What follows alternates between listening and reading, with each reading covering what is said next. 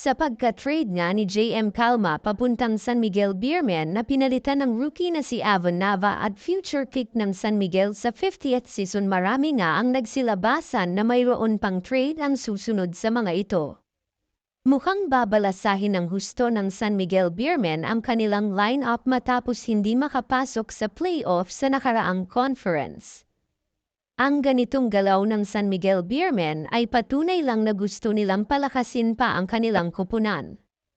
Marami pa nga silang player na masasabi nilang malaking ang asset sa trade, kung kaya makakakuha din sila ng magandang trade o makukuhang manlalaro na tiyak nilang makakatulong sa kanilang koponan, lalo na pagdating sa opensa na siyang kulang sa kanila sa nagdaang conference.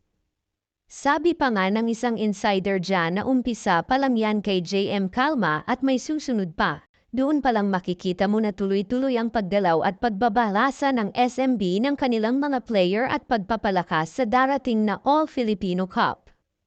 May naglabasan pa nga ng mga pangalan o player na posibleng kuhanin nila. Andyan sila William Navarro, Arvin Tolentino, Gio Halalan at si Joshua Monson.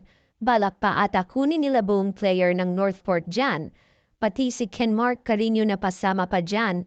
Talagang gagawin lahat ng SMB makuha lang itong mga inaasam nilang mga player.